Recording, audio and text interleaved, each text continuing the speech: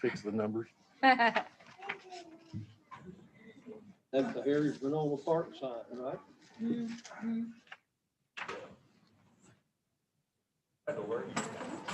Oh, it's similar, but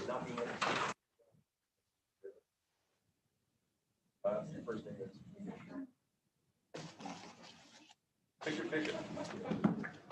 Man with 2 names. 2 laughing.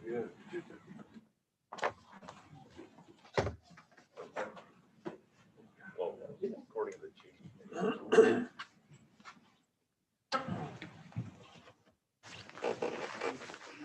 It's an issue. yeah.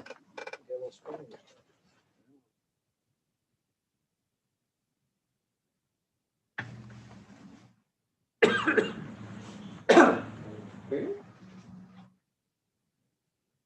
184, 142, 190. I got that.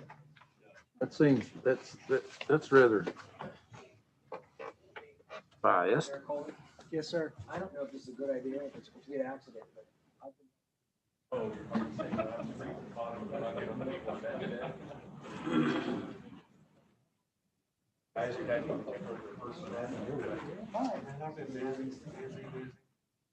I don't know. Stay caught up right now.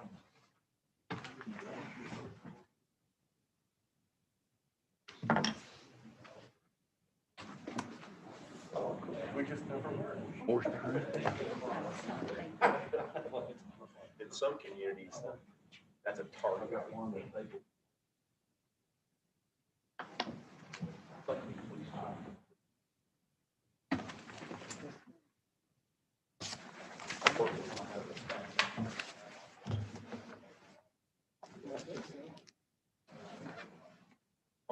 Being continually thrown under the bus all the time. Should be popped up now. Is it there? What's wrong with it? Popped up now. Yeah, I've not gotten it.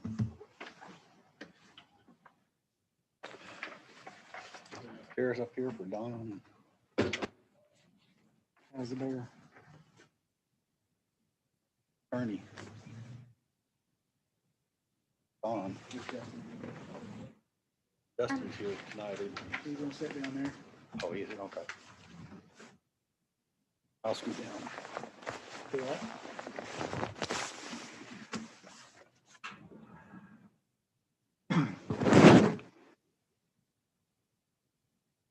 Not literally. I'm afraid I'll get paid. Yeah.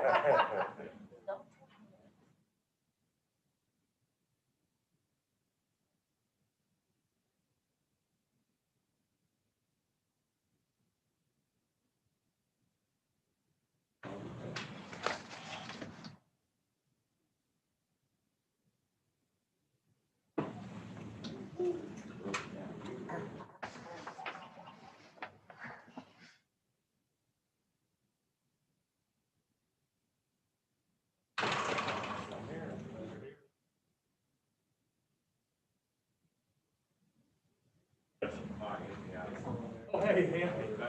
Nice to meet you. Talk by email.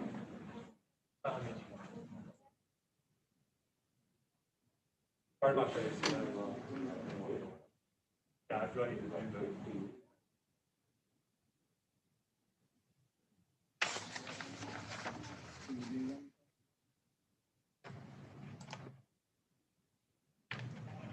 Oh, good to see you.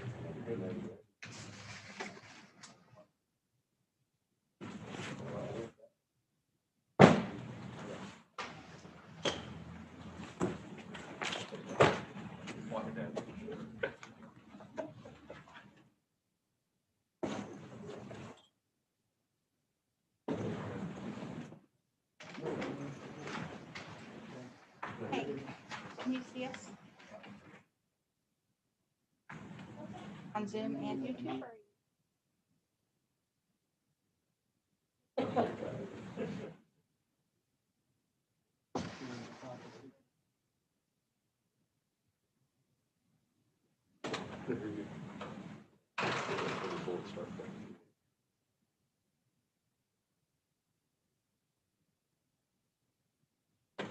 Screen,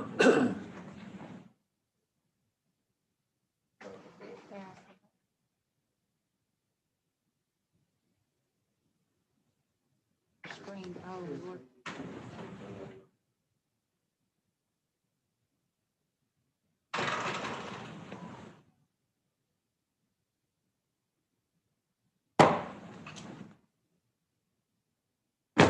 What did you do the panelists? I went to black. I was doing great.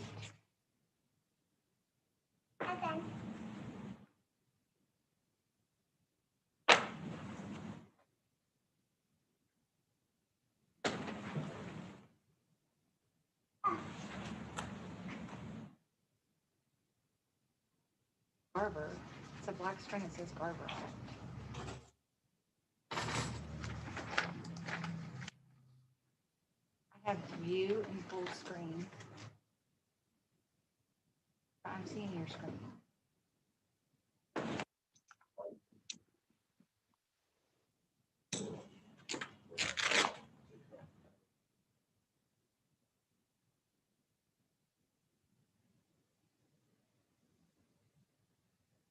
But I don't want the whole meeting.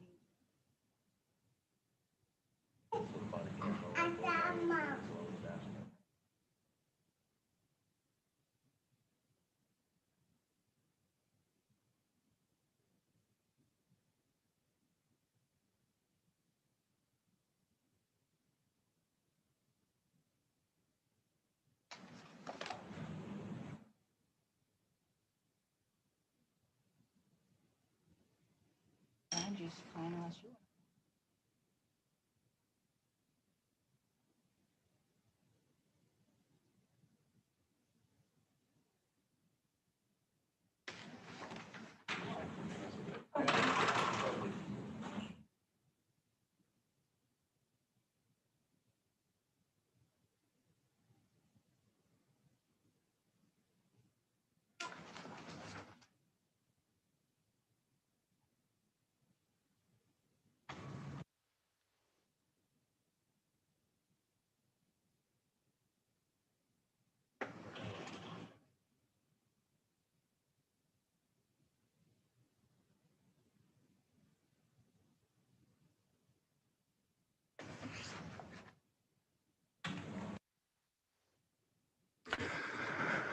Folks, before we get started tonight, I kind of want to explain a few things. It looks a little different up here on the panel.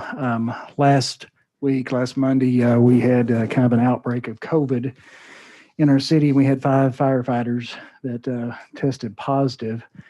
And then as of today, we had a person within our water department that his son actually tested positive.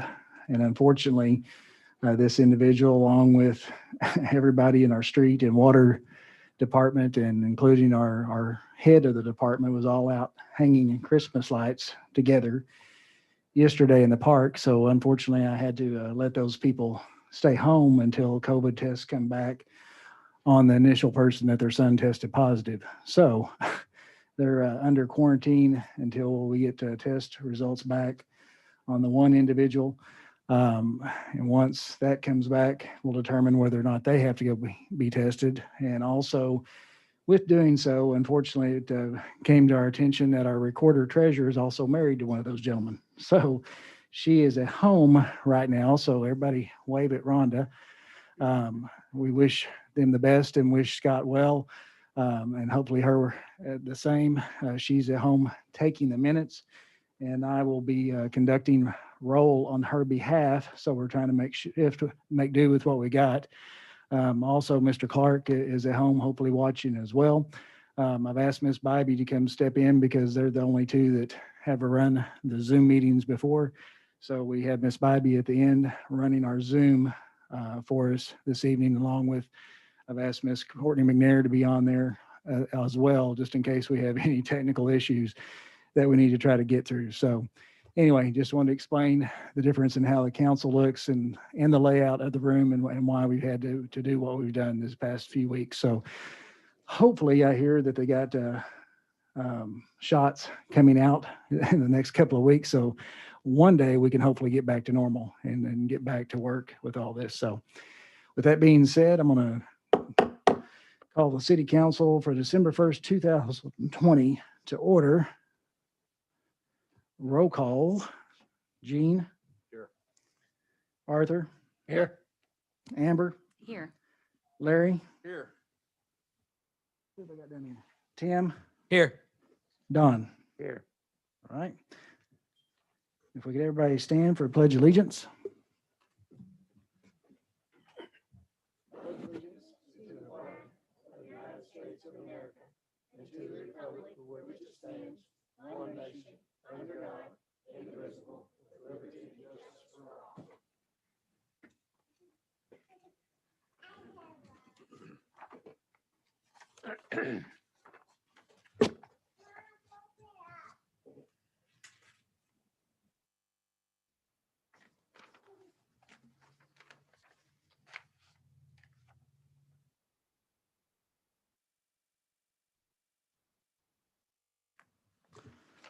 All right, moving on down, council is to be approval of tonight's agenda. I would like to add one more item to the agenda, which is item H, discussion of lawsuit.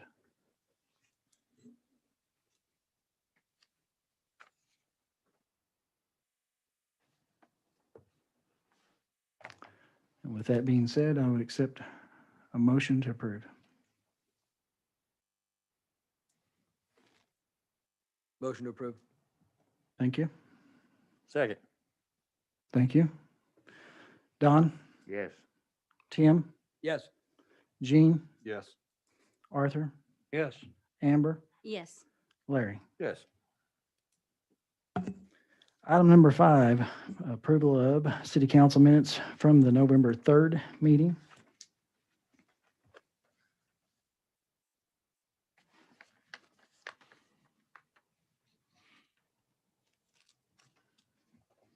Make a motion to approve? Second. Have a motion and a second. Larry, Yes. Amber, Yes. Arthur, Yes. Gene, Yes. Tim, Yes. Don. Yes. Thank you. Now moving down to item number 6, comments from citizens. If anybody would like to make a comment, please step to the podium.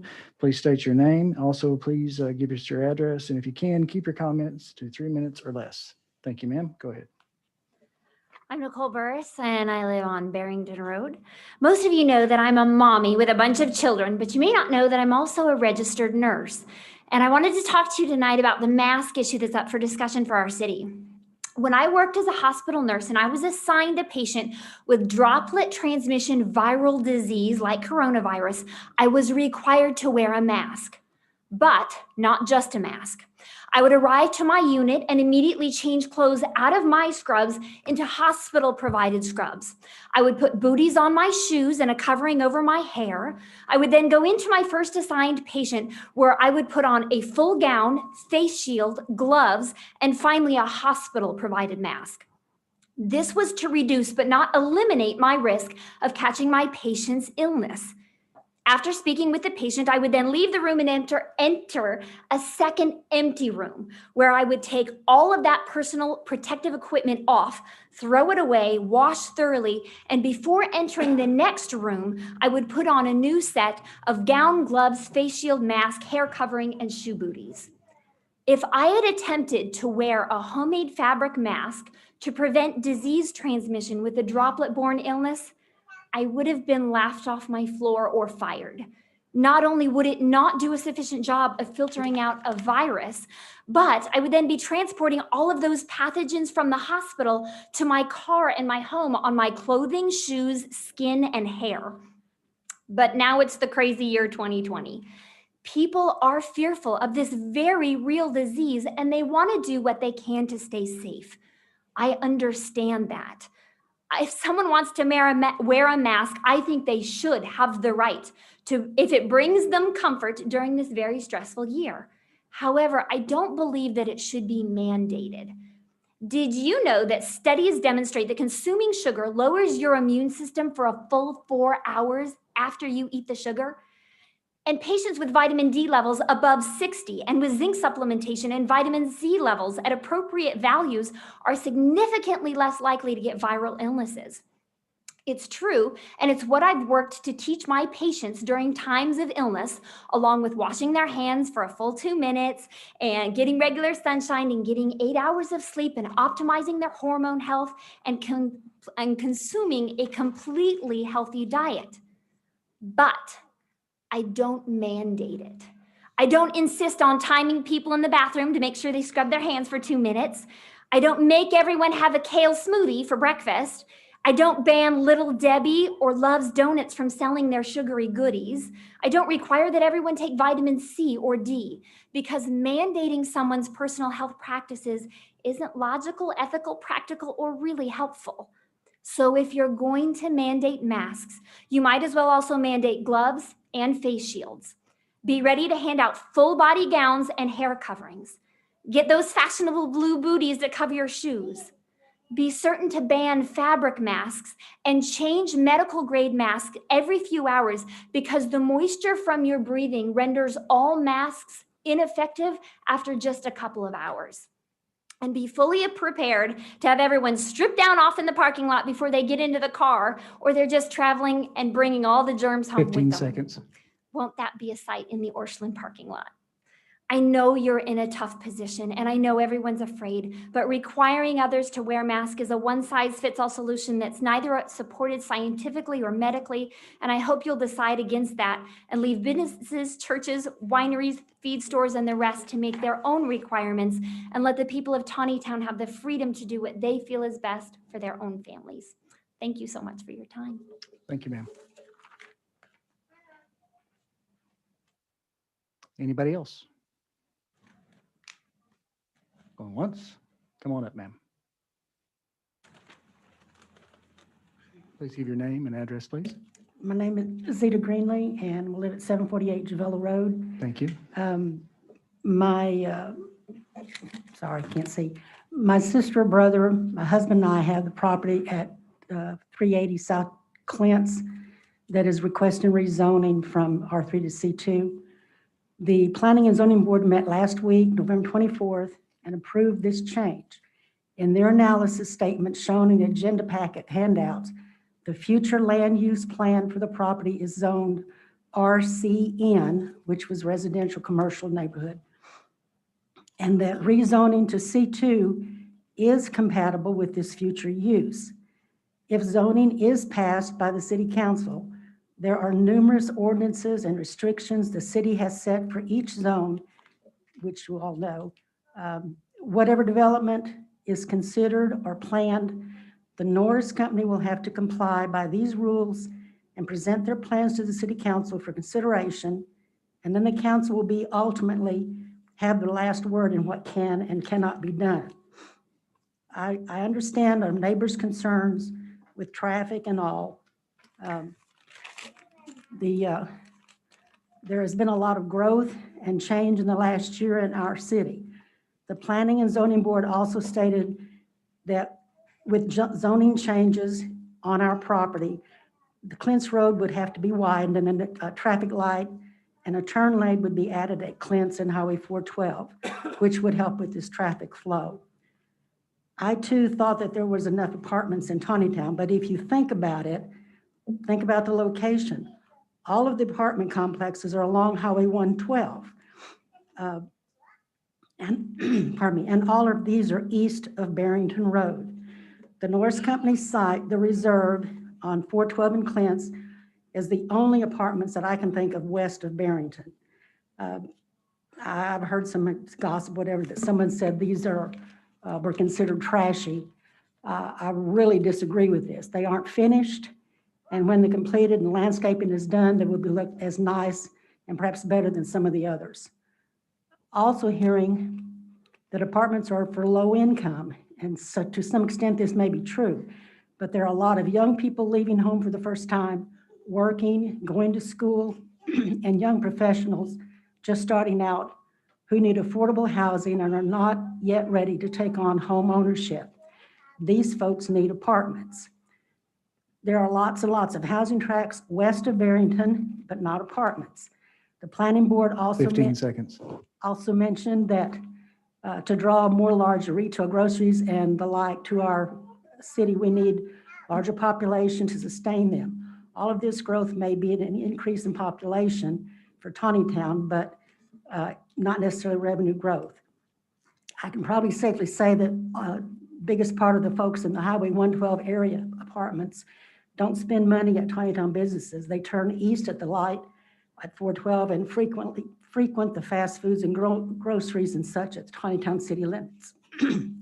Ma'am, I hate to cut you off. I apologize. I'm sorry, that's fine. That's all right. That's the basics of it. I'm just hoping they would pass the zoning before us. Thank you. Thank you, ma'am.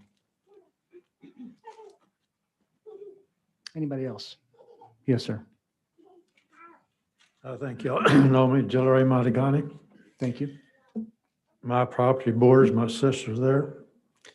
And the last portion on that parcel I gave, I think it's 20 feet to the city of Tontitown for an 8-inch water line. And I gave that through generosity. I didn't charge y'all a penny for it. I'm hoping y'all will approve this development and maybe rethink about yes or no if you plan on voting no to put it down. Because you need to ask yourself, I went to school 8 years over here, same school my grandfather built and his siblings made the blocks to build it with.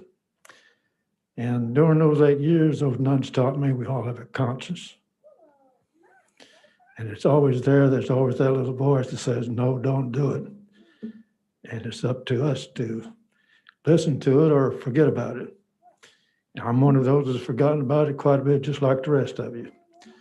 But I'm going to ask you tonight to listen to that little conscience and ask yourself, am I voting no for this project? Because there's enough people here, you can go find someplace else to live. I was here first, go find someplace else to live. I don't need you here. But you might want to ask yourself who was here first. Other people have the same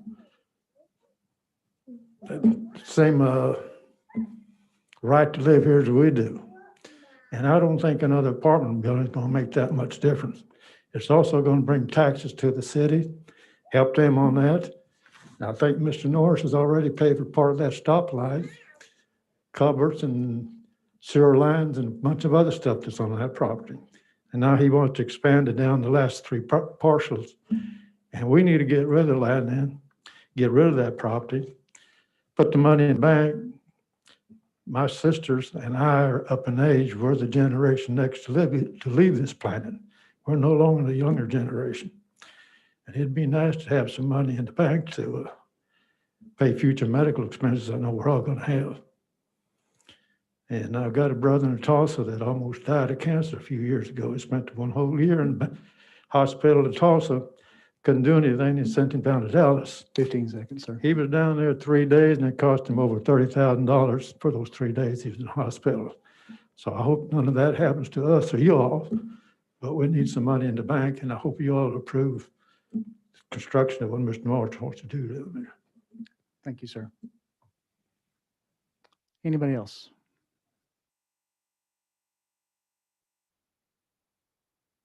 Seeing none, we'll move on. Item number 7, this is approval of city council members to waive the 3 reading rule for all ordinances on the agenda. Make a motion to waive the 3 reading rule. Have a motion? Do I have a second? Second. Don, Yes. Tim, Yes. Gene, Yes. Arthur, Yes. Amber, Yes. Larry. Yes. Okay. Item 8, old business. There is no old business, so we'll move on down to item 9. This will be 9A. This is discussion from our city attorney, Mr. Eichmann. If you'd like to step to the podium, please.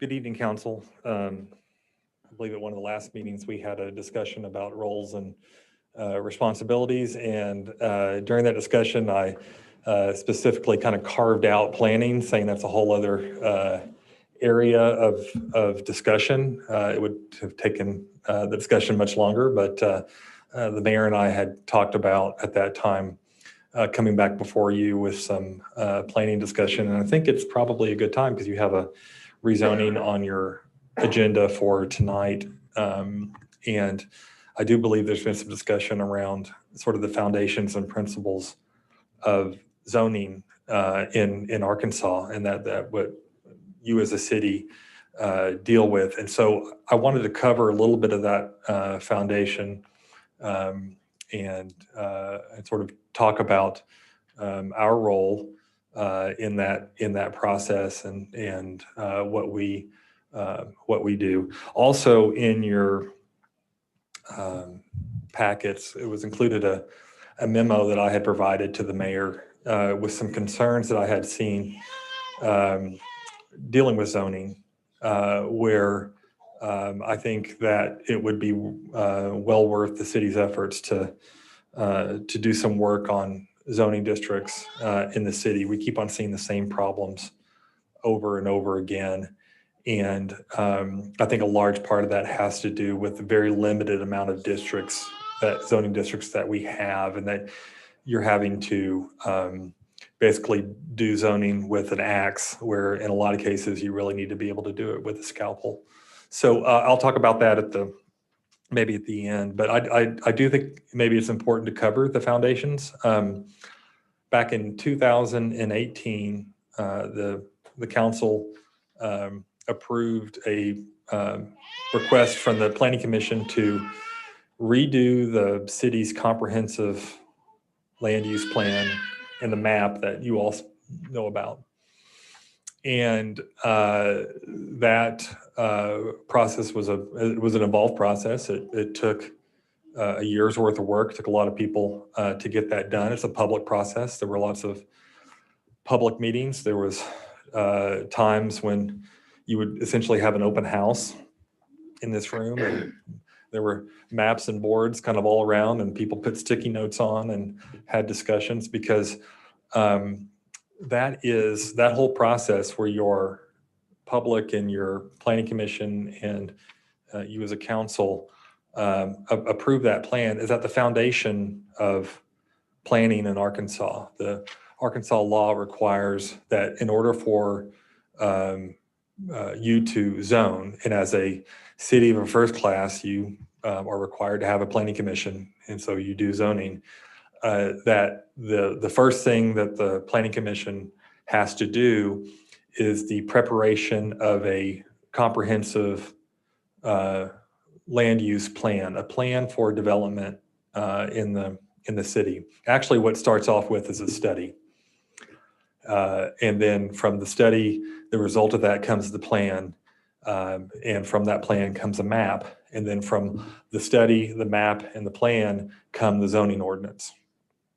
The plan is a prerequisite. It is a requirement that you must have. The map is a prerequisite. It's a requirement that you must have. It's in law. If you do not have it, then your basis for rezoning can be challenged. Now, Arkansas received zoning around the 1950s. It's called Euclidean zoning. It came out of a city called Euclid in Ohio in the 20s. Kind of worked its way through the country, but it's very similar to what other states have, and other states have very similar requirements to this. That at the basis of your ability to regulate zoning, planning, and growth is a community plan that takes into account the proper development, of orderly development of the city, public health, safety is a big one, aesthetics, proper planning, and kind of allows people to have some type of basis, some type of common plan to work from. What a plan is not is a binding legal document. A plan is changeable. The plan serves as the basis for your decisions, but the zoning ordinance is actually the law that comes out of it. So, in 2018, that is what you all did with the the vision plan, as it's called. And this plan included not only such things as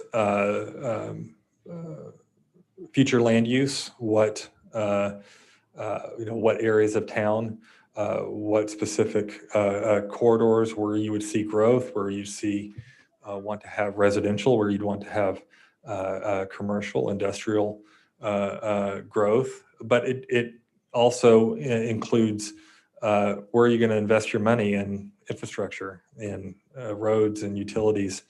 It included a master street plan that showed where future roads would be, where roads that are much smaller in nature might become larger in nature.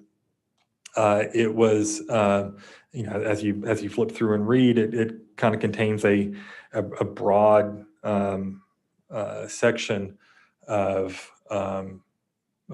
or broad categories of content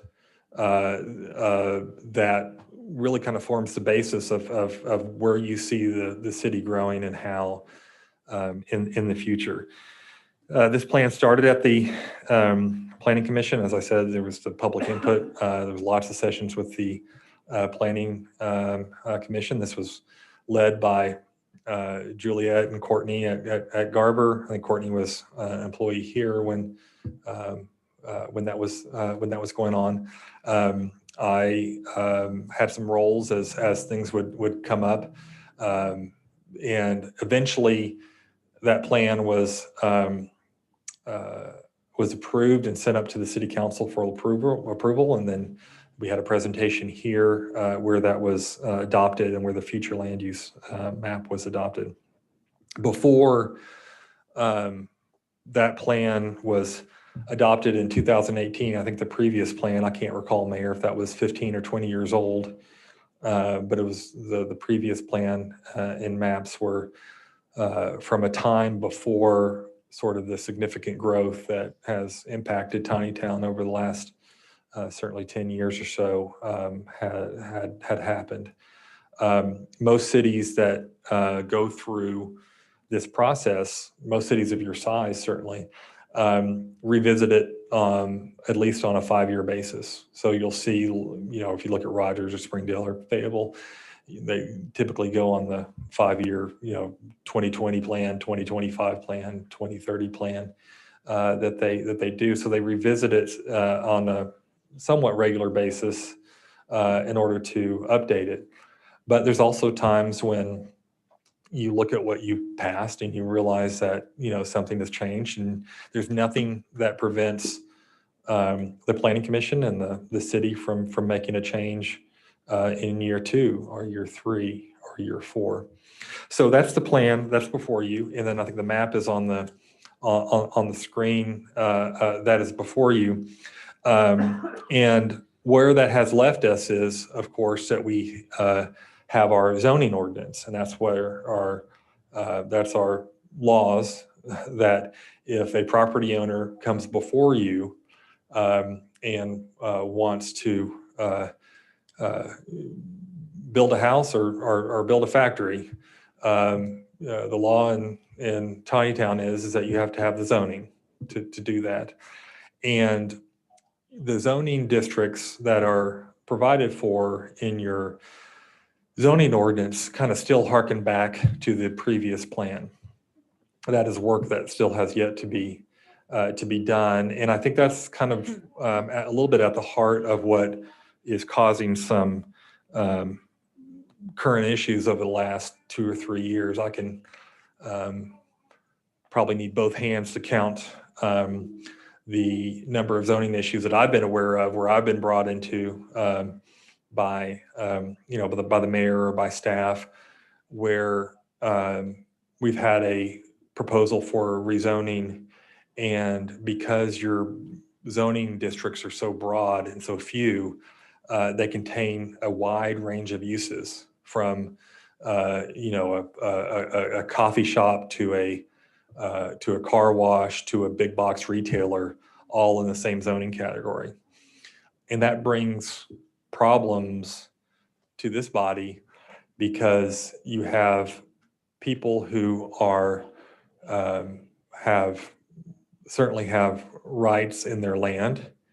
And in Arkansas, property is considered at the highest level of rights. But then you have neighbors and adjoining property owners who rightfully would be concerned if such a broad zoning category was brought forward to them that would allow everything from a small single hairdresser to a big box retailer. And so, one of the things that I certainly wanted to bring to your attention tonight is when you look at the future land use plan, you'll see a number of different categories of potential future planning uses that do not match up with our current limited categories in our zoning ordinance.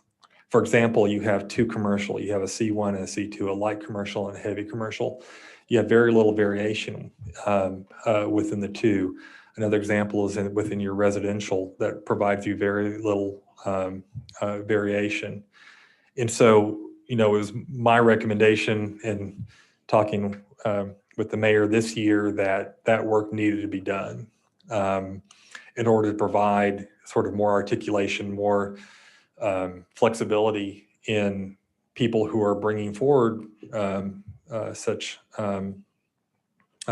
projects. So that recommendation is contained in that memo, and I have spoken to the mayor a number of times on that and would like to begin that work and bring that back before the council with some more zoning districts and some changes to the zoning ordinance to provide that flexibility, because I think that would head off some future areas as you continue to grow, and especially as you continue to open up kind of more land to more intensive growth. You have, 10, 20 years ago, some of the plans for corridors through Tontitown were not in the discussion, were not known. And now there's some pretty significant plans that are coming forward that I think are going to kind of add some urgency to this work. So, with that said, what is the role of the Planning Commission? What is the role of the council? The role of the Planning Commission is they're the ones that perform the study. They're the ones that prepare the drafts of the plans. With the creation of the zoning ordinance, they bring it forward as a recommendation. They are the body, it's an independent body that is empowered to conduct these studies, to do these inquiries, to really focus in on development of land. But not everything, but most of what they do comes forward to you for final approval, whether that be for the adoption of a plan or a map, or whether that is a rezoning request, say. And when they do that, their charge is to follow the guidelines that are set forth in the plan, in the map, and the work that they've done, but also to make sure that they adhere to the criteria that are set forward in the zoning ordinance. So, for example, when you have a rezoning that comes before the Planning Commission, they should consider the plan, they should consider the future land use map, all as kind of the basis for the rezoning. But also they should look specifically at the property and look at the compatibility, look at the neighboring zoning, look at the impact of that particular zoning district with the other zoning districts that are around, and sort of make that compatibility decision. One of the things that they cannot do is consider the use, and it's a hard thing to do. And you see it happen over and over again. You'll see it in big cities, you'll see it in small cities. But oftentimes the cat is out of the bag when a rezoning request comes before Planning Commission or Council, and you know that the person who's bringing the request wants to put in a welding shop. and everybody knows it. And so there's a discussion about it, but there's nothing in the law, there's nothing in your ordinances that state that you make a zoning decision based upon the use. And so in the end, a decision on whether to rezone property that's not based upon the zoning criteria of basic, essentially compatibility, that's not based upon the prerequisites founded in the plan, tend to be arbitrary decisions. And when you have arbitrary zoning decisions is when you get those struck down. When you have decisions that are based upon the foundations of the plan, which are based upon compatibility decisions individually of the property, those are decisions that are more likely to be upheld. So that's why we do that. The plan and the map kind of provide that rational basis for your zoning actions. Doesn't mean that you have to follow the plan and the map with every rezoning decision. You do not. But when you go off course from the map and from the plan is when you really have to have your ducks in a row. And I would caution the council, and we do this again with the plan commission, to really you have to remove the use out of the discussion and focus in on the zone, which is what we have in the maps and in the plan, and see whether the zone is appropriate. And when you're looking at that, you have to look at the wide ranges of uses that are in that zone that can be done. And so that's why, secondly, I think it's important that we update those zoning districts to kind of have something that provides some more flexibility, that gives property owners some flexibility when they want to rezone to do a project. So they're not having to come before you and say, I'm not going to put in a big box retail. All I want to do is a hairdressing shop. But also give some neighbors some assurance and comfort that, hey, they're seeking just a small business. They're not going to, put in a tanning factory or something like that.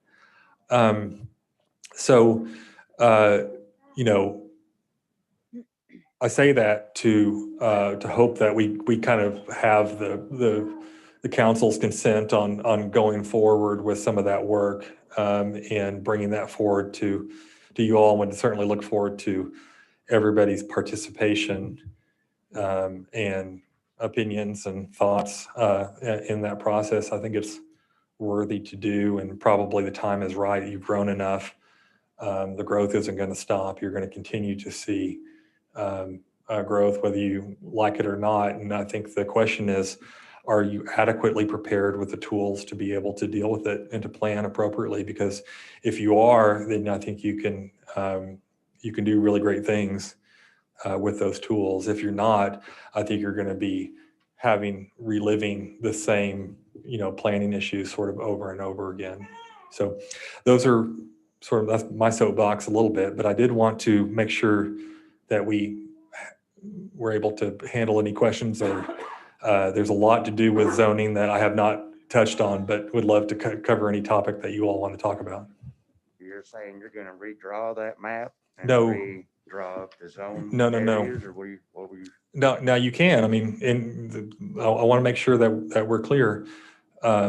The council and the plan commission, the council are fully empowered to make changes to the map, make changes to the plan. But we're talking about the zoning ordinance, because the plan and the map were done in 2018, right?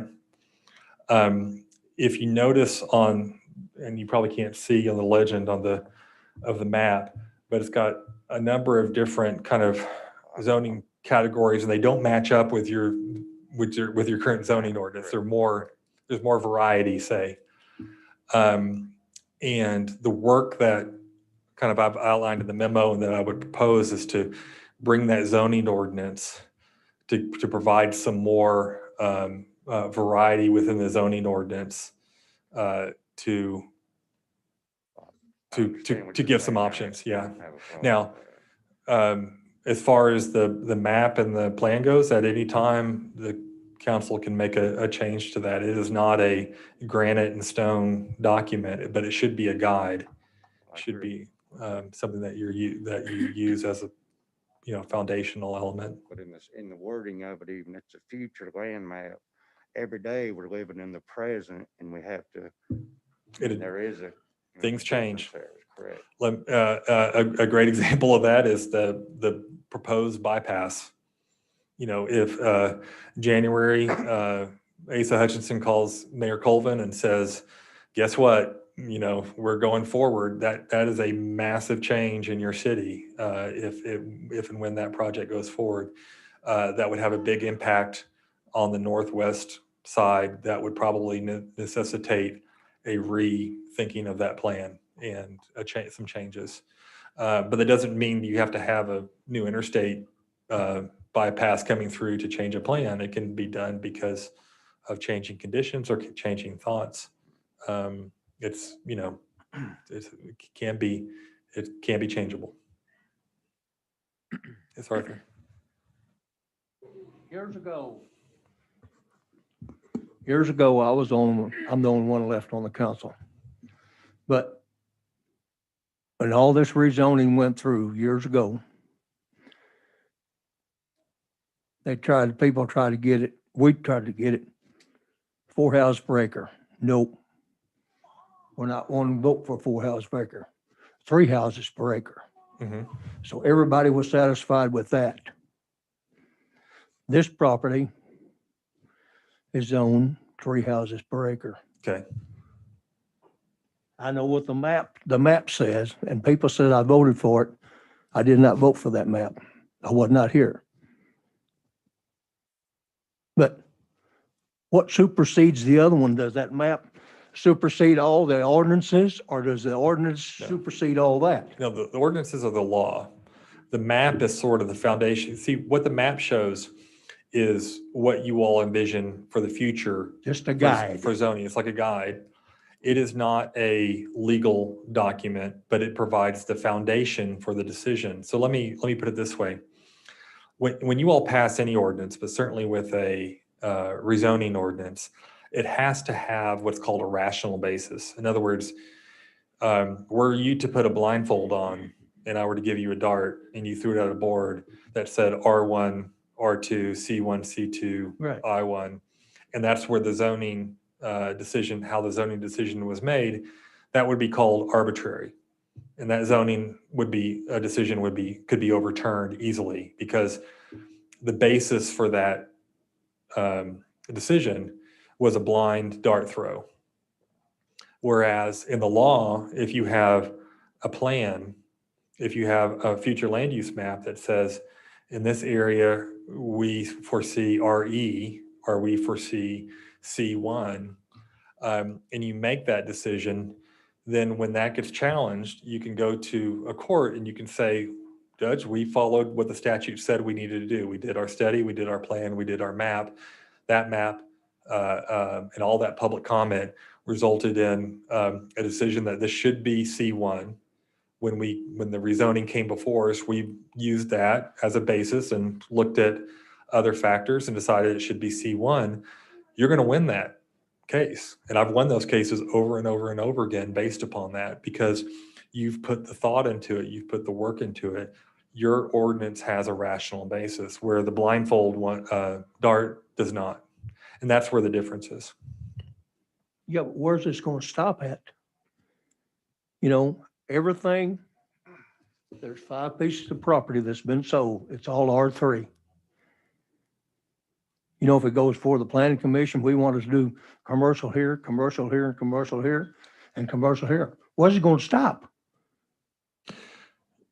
What do you mean? You're going to have all apartments and duplexes. You mean, are you talking about the particular piece of property that's up for rezoning tonight? Right. Okay. Where's it going to stop at? Okay. So with a particular piece of property that is up for rezoning tonight, as an example, that is seeking C2 zoning. And what you would need to do in light of that is look at the future land use map, look at the plan, see what that process led you as a result to zone that area as. but you would also review the criteria for rezoning, which is in your city code, which is in your ordinances, your zoning ordinance. And that criteria calls you to look at, the compatibility, as well as the consistency with the plan, but the compatibility with neighboring uses and zones, with the character of the neighboring property, with the impact of that zone on the neighboring properties, those type of considerations. But you're really looking at the zone and not the use, if that makes sense. No. Okay. So, But then the R3 doesn't make any difference in it. No, I think, can I interrupt? no, I Can I think, interrupt okay, just I a think I know second? where the question is, but yeah. I think what he's trying to say, Arthur, is that the future land use map is a guide for That's us. right, just a guide. It is a guide for us. It is a guide for your administration. So when somebody comes in City Hall and asks, what can we do? The first thing that our group does is that we pull out our zoning map. If the zoning map that's up there on a particular piece of property shows that it can be commercial, let's say, then they pull out the book that says, okay, these are all the business types that can be put into commercial zoning. If that business does not fit into that category, then we have to take it to a different level, such as this, which, some of the argument, and I won't call it an argument, is from the conception of this particular piece of property, not to go into our next item, is everything I heard, and I think Justin kind of stated this earlier, is that this is automatically apartments. Matter of factly, I read on a post in Facebook that the first thing I read was they're applying for commercial zoning for apartments, which is not true. What is being applied for tonight is a commercial zoning. And some would say that's a roundabout way to get your apartments, but it is not, because we have in place in our city and in our ordinance, and trust me, I have looked at all the Facebook posts. I have taken all the calls and comments from people. You have within your zones. As a matter of fact, I went to Justin's office 2 days ago and sat before him saying, how can I change our codes overnight? How can I present something to this body tonight that would make you feel easier and be able to eliminate apartments from being built there? The short answer is I can't do nothing tonight to do that. But here is within our codes and our ordinances that is allowed for apartments to be built there. And you can chime in anytime you want. An applicant, whoever buys this property, would have to make application to our city for what is called a conditional use. That's right. Correct, right? Hear me out. That applicant would then have to go before our planning board, and our planning board would have to grant such authority to do that, right? Now, as I understand our own laws that we've enacted, that everybody on this council voted on at one point in time, states that if anybody opposes such authority by our planning board, then it can be appealed to this council. And this council can vote it down. So I think to answer your question, where does it stop? I think it stops here with this body, 100%. Okay. And what Mr. Eichmann, I think, has stated here tonight, that and it's really hard, Art, and I can't say that I am in favor for apartments either. But what is hard is to distinguish between the two. Are you voting here tonight based on your thoughts that it's going to be apartments? Because if you are, I contest that you're wrong, because you're voting for a single issue of zoning, not of usage at all. And I want to jump into our next segment, because we were talking about discussion of comprehensive zoning, to kind of give you a feel of what I've been discussing for about 6 months now. And the gist of it is, and the problems that I see and that I feel that we are having in this city. One, accelerated growth. And I think you've heard me state this several times: to stop growth in this city, quit selling your property. Number one. If you want to shut down the growth, don't sell. They can't build, right? Now, we all know that's not going to happen because money reigns king. But the issue that we're having is, and what Mr. Eichmann discussed a little bit with you, is for the last 20 years, if you look at our zoning maps, it has been the same. We have had the same zones in this town for 20 years. And here's what's confusing, Art. You've sat on this body for at least that long. We have C1. What is C1? You've been here 40 years. What's C1? What is it? What can you do in C1? Tell me. I don't really know. Okay, I'll tell you. It's light commercial, meaning offices, right? Yep. So pretty much you can put a small office, you can put an accounting firm, you can put maybe, some little florist shop, possibly, if you can get away with it. But guess what C2 is, Art? That's what this is. Guess what that is, though? What is C2? What can I do in C2? Well, they can build apartments just like they. No, sir. You cannot. According to our own codes, you cannot build apartments because it is a conditional use. But what I can tell you is in C2, you can build damn near anything you want in C2. And that is what I think is what's so scary to everybody in this town, and it should be scary. I'll give you an example. We had an issue with Bacchus Concrete back this last year. How many of y'all know who Bacchus Concrete is? Nobody? Okay. Yeah, I do. Okay. Well, guess what? He has a piece of property that sits in our town that is off Highway 112 and off Steel Road. He has 14 acres there. He has some trailers parked over there. And continually, our offices deal with complaints about him parking his trailers there. Unfortunately, to park trailers on a lot, the requirements of our city code, guess what that dictates? That he has to apply for a C2 zoning to just park trailers on a lot. Do you think that's right? Not really. No, it's not. And neither do I. But the problem is our ordinances and our codes that you all, whether you choose to believe it or not, have created. And you have to be accountable for it. And being accountable is not a bad thing. You are elected to be accountable. And here's the issue, Art. And this is what I'm trying to drive this home. We have got to create more zoning levels. We have got to sit down amongst each other and describe what can be done in certain zonings. I agree. We got to be able to tell people, one of the things that you guys can do as a body, if you'll look through, we gave you a mountain of paperwork tonight. And I pray to God that you take it home and study it because there's charts in here. And I want you to pay specific attention to those charts. And I'll tell you why. I'll come to one just in a second. Right here. Look here, Art. It says, What page are you on, Mayor? I'm on page 61 of 107. Thank you. Okay. Well, there's charts throughout this thing, and where it says C, guess what that means, Art? It means conditional. It means an applicant can apply for conditional use. One of the things that you guys can do as a body is you can take out conditional use out of C2. Real easy. You go to the planning board, you hold a hearing, and you ask that C be taken out of multifamily out of C2 tomorrow. Tomorrow. You come in this office and you ask us to notify the newspapers that you want to hold a hearing tomorrow that conditional use for multifamily is taken out of C2. Guess what that does, Art?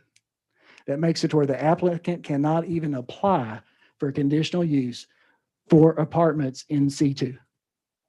It's that easy. It's that fast. And that's what I'm saying. You got to take each property that you're looking at and take out of your mind what somebody has told you that they're going to do with it. Because I'm telling you right now, I've had 1 million people since I've been mayor of this town tell me that they were gonna, and never, never, never.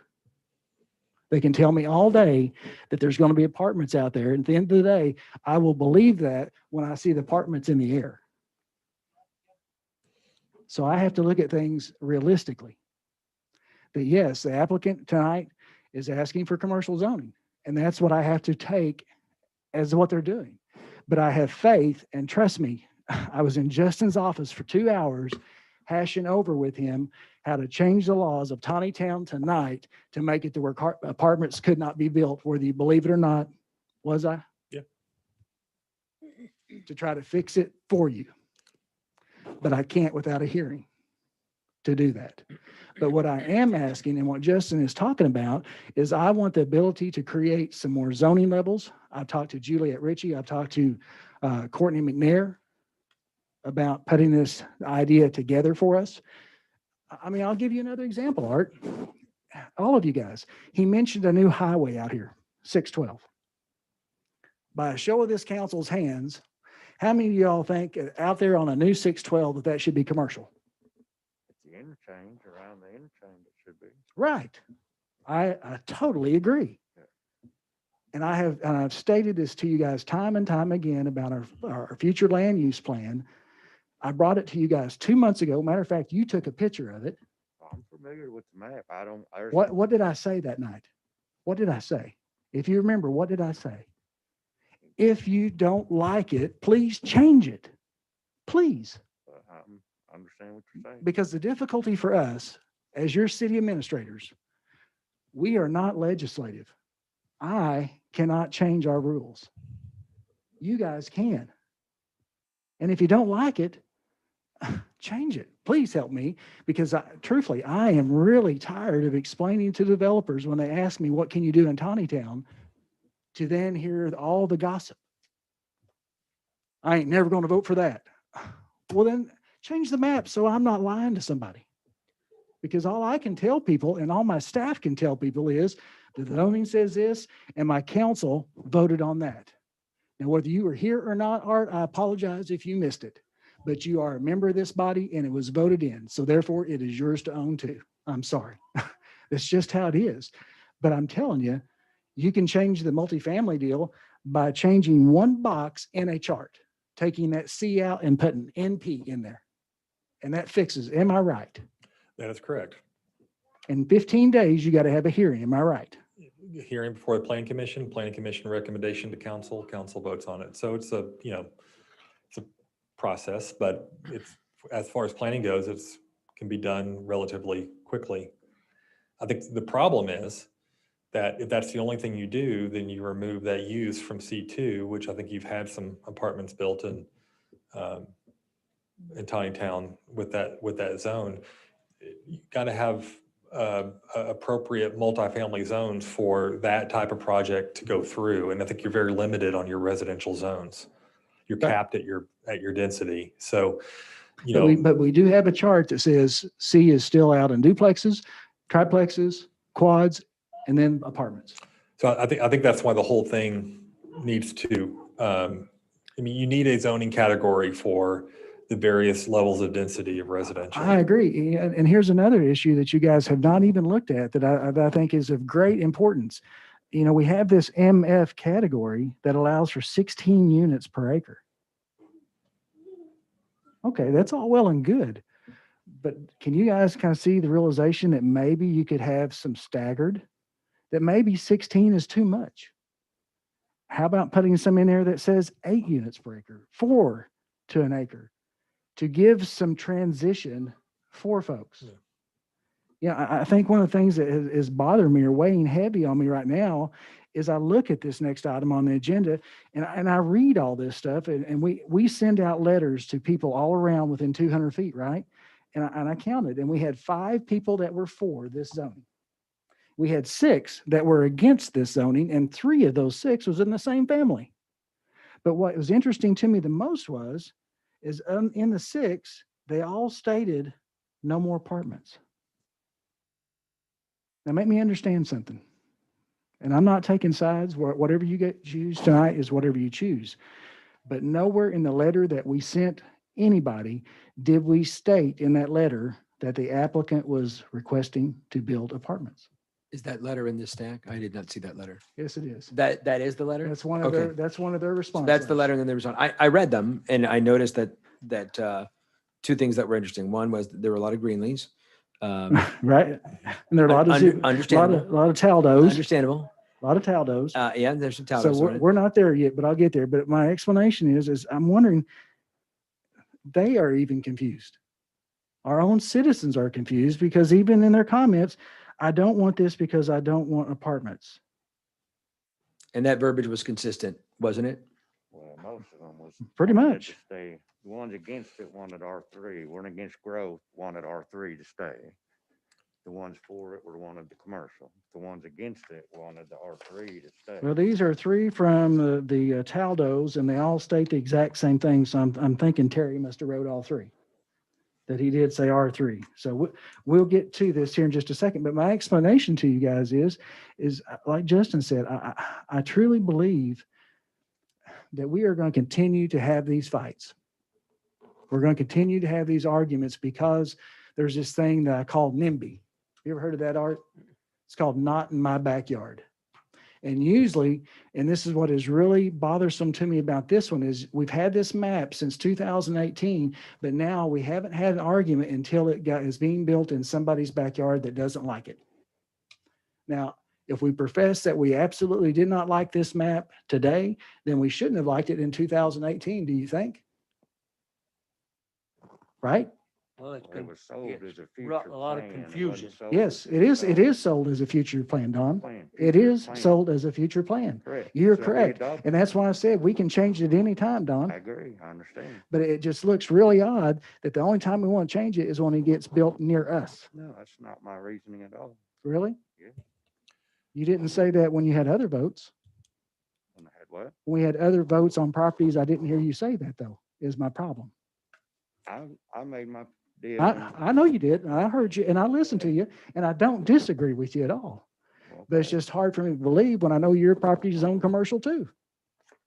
I don't I've see been you in my rezoning property it. 27 years. But I don't hear you rezoning that property I though. didn't change the zoning on my property. I didn't say you did, but I'm saying you're saying that you're 27 against zoning of this property. And that's what we're talking about, not apartments, but zoning. It's about right, the time and place. Clink Road is overloaded right now. The water system isn't ready for this right now. It's I totally disagree with you because you guys have voted to upgrade your water. We added a water line. When is that gonna be? We got 500 some units going on down Clink. Right. And guess what? And the majority of these developments in this town, because I did hear you and I did listen, that our infrastructure, and I don't disagree with you.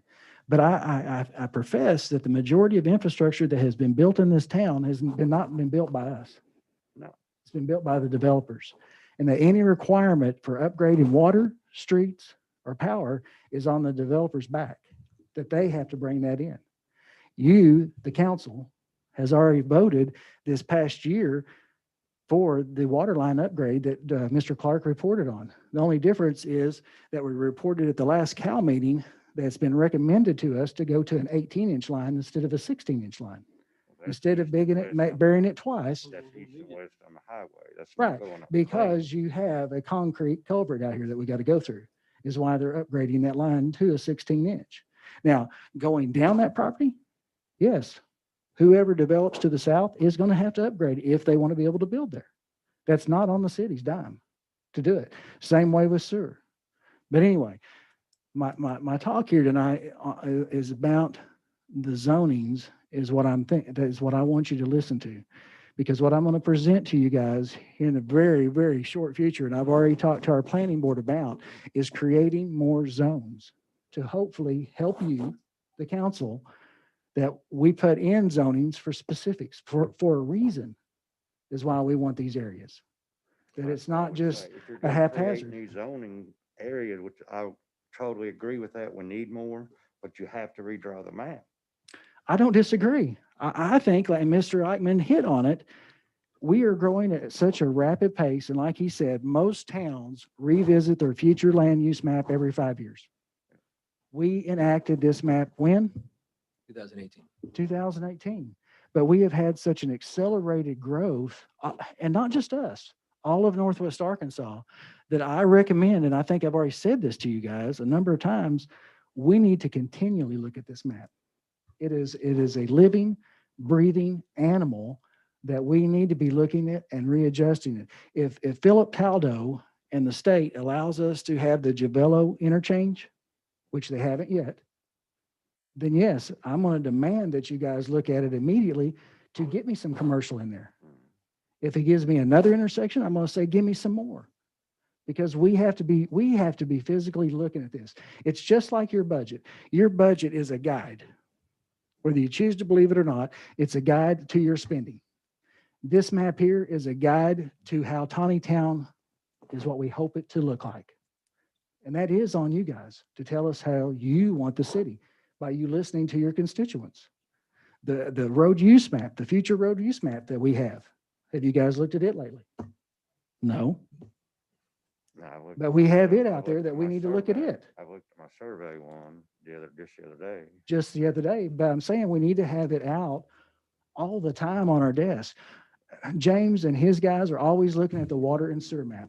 We have Garver right now, which is why he gave that report, building you a future sewer plan for the city of Tontitown.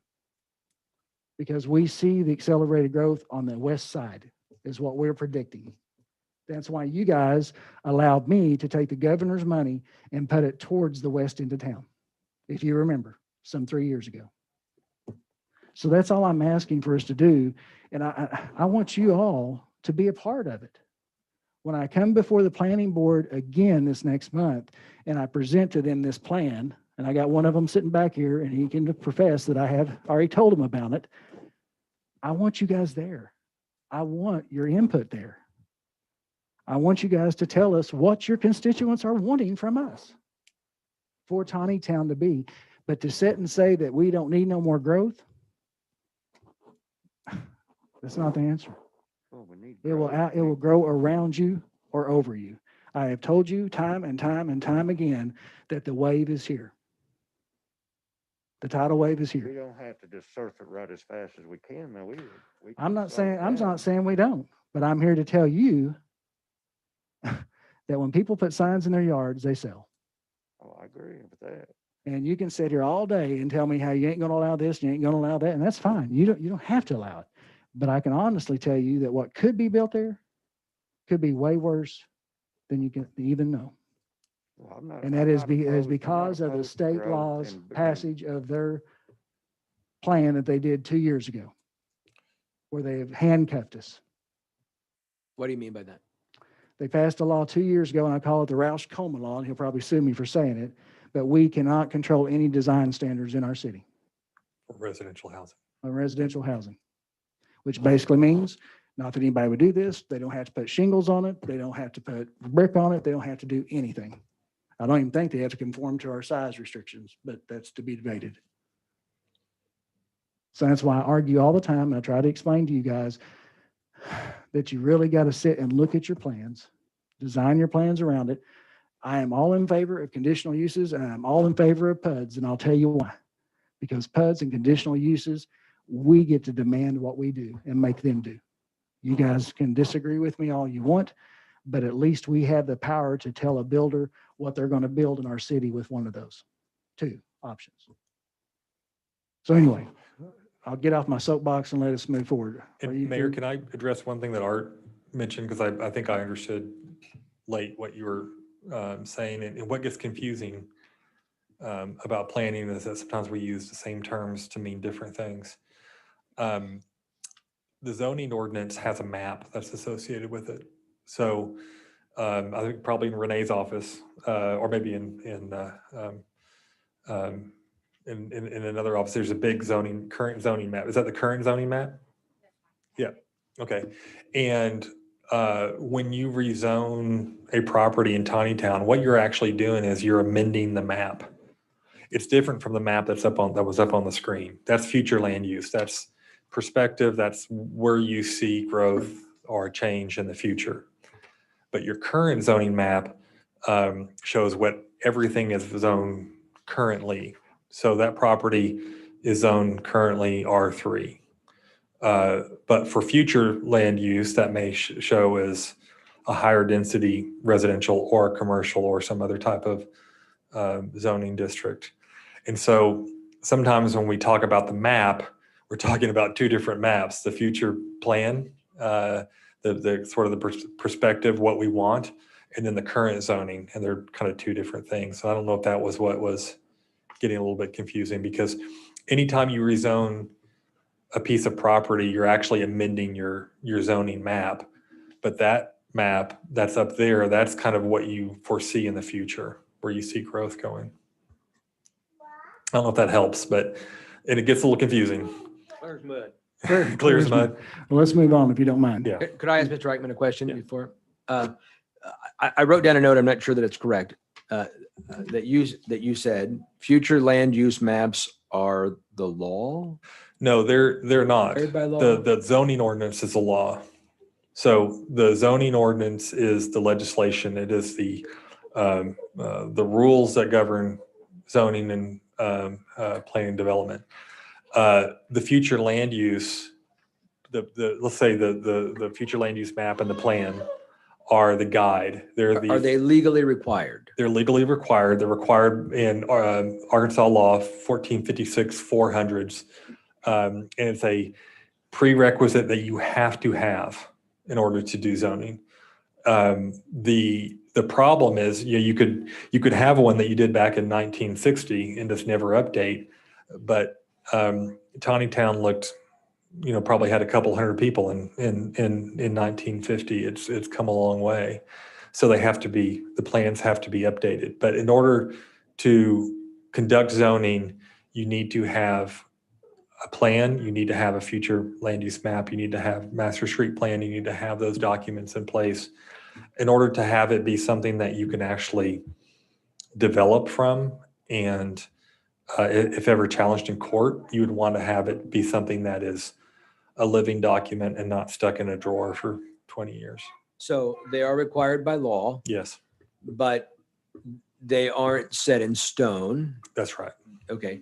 And we don't have to go by the zoning that is in the land use because they're not set in stone. That's correct. But it makes sense that we keep it as a living, breathing document, as the mayor put it. So we're constantly looking at it instead of, as you said, sticking it in a drawer somewhere and then we go to dust it off. And the reason, I'm sorry, go ahead. No, so you could vary from it. If you do vary from it, I think it needs to be based upon the criteria that's in the zoning ordinance, the criteria for considering a rezoning, the compatibility part of it. If you do vary from it and you do not adhere to the criteria, I think you're in a dangerous area. And are those two things currently copacetic? Do they, our land use map and our ordinances, do they currently No. agree with one The another? land use map, the future land use map has more kind of articulation, more variety in the zones. It's a more advanced look. And the current districts in your zoning ordinance are very basic. They're the kind of the lowest. It's R1, R2, or 3, C1, C2. Which is the chart that the mayor showed us earlier. Yeah. And that's what needs to be updated, if that makes sense. Okay. Yeah. Thank you. So moving right along, and you need to stay right there, Okay. if you don't mind. I'm going down to item number C. And this is approval of the ordinance rezoning. So Mr. Eichmann, would you please read? Yes, let me pull that up. I'm sorry.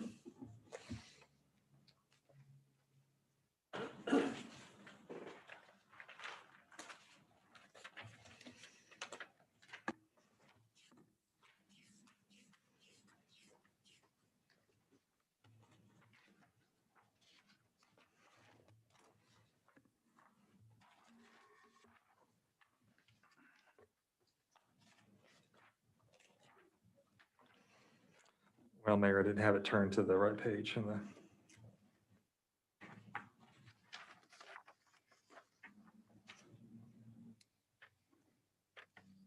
Would you like mine? Maybe it's like I should be right here, I think, but maybe I'm missing it. Can I have yours? I'm not turning to it right away. Yeah, maybe. There you go. Thanks, I'll be right back to you. Thank you, Arthur.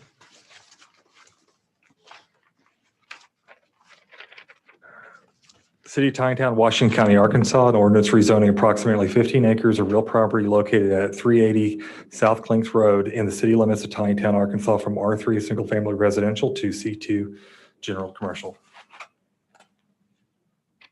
And do I have a motion to approve?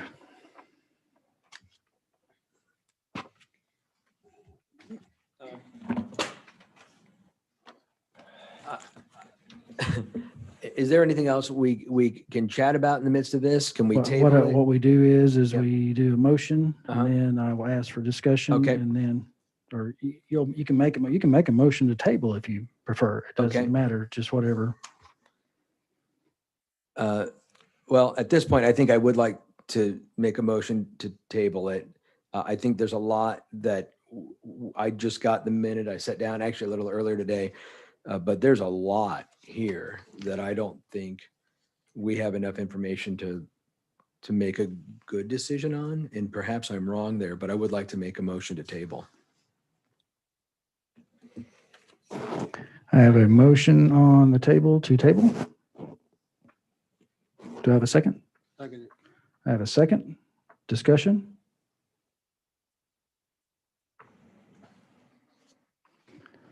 Larry, No. Amber, No. Arthur, Yes. Gene, Yes. Tim, Yes. Don. Yes. Okay, motion carries to table. Now then, would you like, I think I can ask this, would you like this to be brought forward to the next CAL? Yes. Do I have to have a vote on that, sir? No, you don't, but it would be on the next, it'd be tabled to the next regular meeting, but there's nothing preventing you to Discuss it in the discuss CAL? it in Cal. Okay. So Rhonda's recording, so it's going to be brought forward to the next regular council meeting in January, but up for discussion in the CAL. Is everybody good with that? Yes. Moving down to 9D, approval of a resolution requiring masks pursuant to the governor's executive order. Council, I have brought this forward to you, and my main reasoning for it, and Mr. Dowden, I want to apologize to you because you made mention of this at our last meeting, that not enough people were wearing masks. So, and I know I did not have one on, so I apologize for that because I'm probably one that should have been wearing one with underlying conditions that I have. But looking into it of whether or not that I can ask citizens that basically own this building and require of them to wear a mask in this building, I didn't feel comfortable by an executive order requiring that. Now, as far as the employees, I can tell you what I've done with the employees. I've showed you what I've done with your city hall as far as social distancing. But I have made it a requirement that our employees, when they are walking to each other's offices, that if there's 2 people or more in a room, then they are required to wear a mask in our offices to protect our employees. But as far as citizens go, I did not feel comfortable making that decision. So not that I'm laying it off on you, but ultimately you guys are the legislative branch of this. So there it is. If you'd like to make a motion to require people to wear masks when they come in City Hall. I'll make that motion. I have a motion. Do I have a second? I will second. I have a second. Any discussion? Yeah. Yes, sir. So I'm sort of a research nerd, and once this came up, as you heard earlier from the most beautiful resident that's ever communicated to the city council, who I'm also married to, I understood a lot of that from a nursing standpoint, some of that information, but I wanted to go look for the science, and I went to look for the science of masks. And what I found was disturbing at best. And as I came to it, I come to it strangely, and I have a weird reaction about it that hopefully we can get to. But I've been looking at studies, and here's a study from 2009, use of surgical masks to reduce incidence of the common cold. It doesn't work. The conclusion, face mask use in healthcare workers has not been demonstrated to provide benefit in terms of cold symptoms or getting colds. That's colds. I understand that.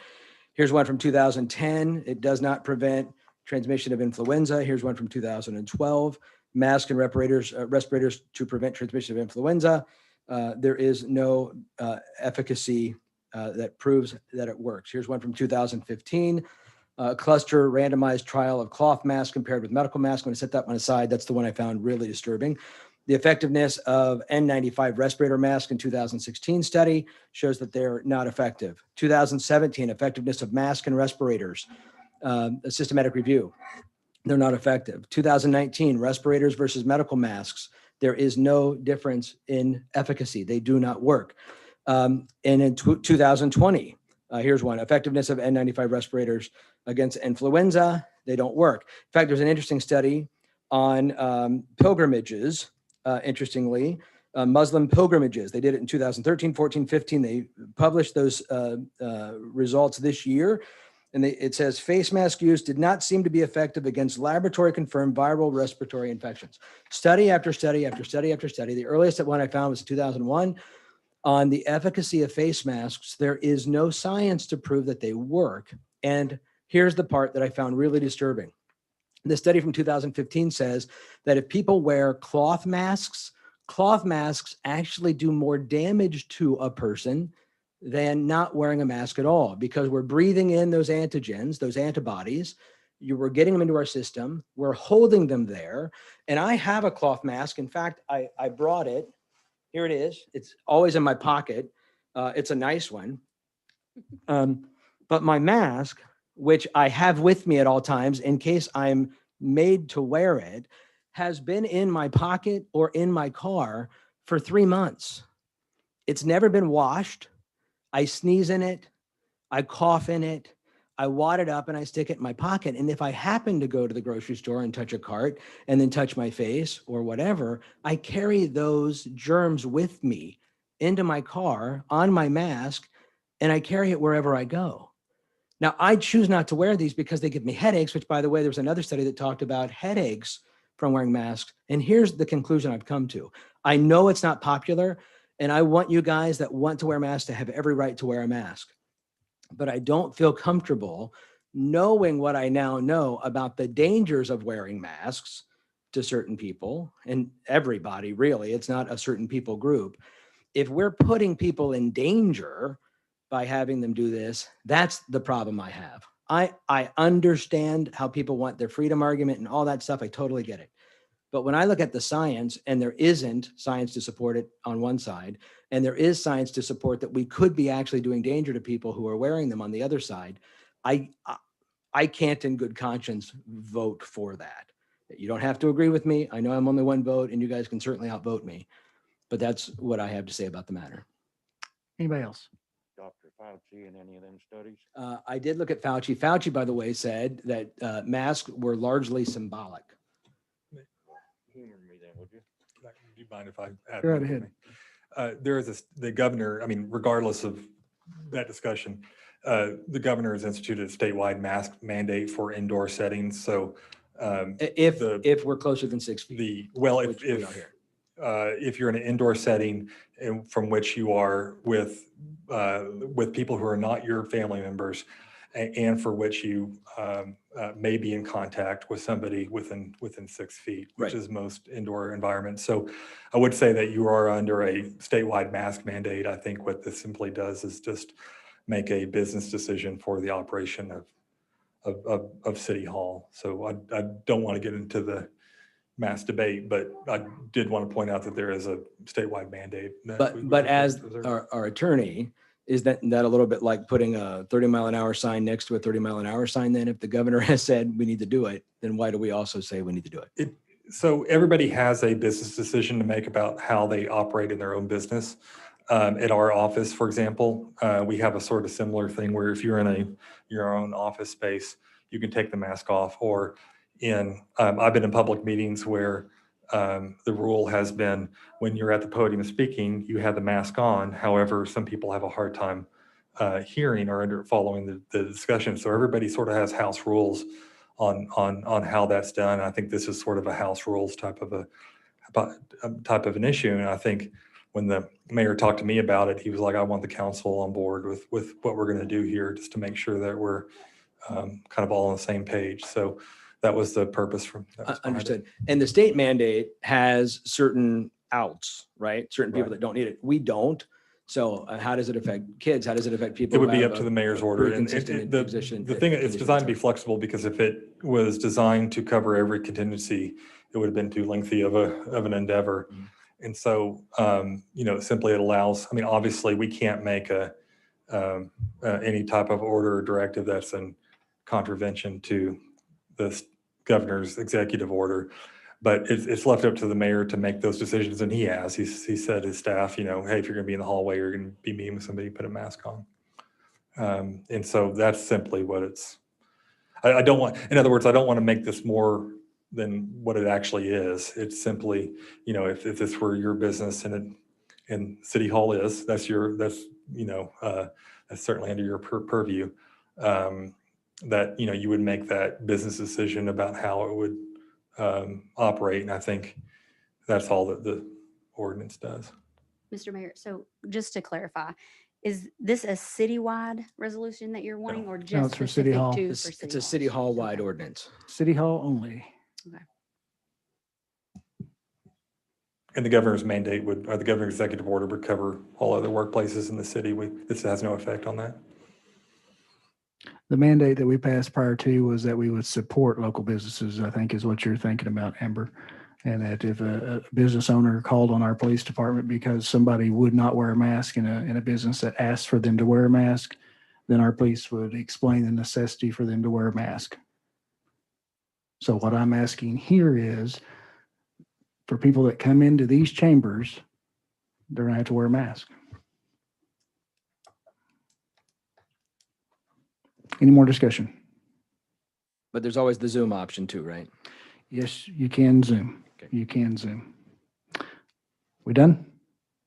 Larry, Yes. Amber, Abstain.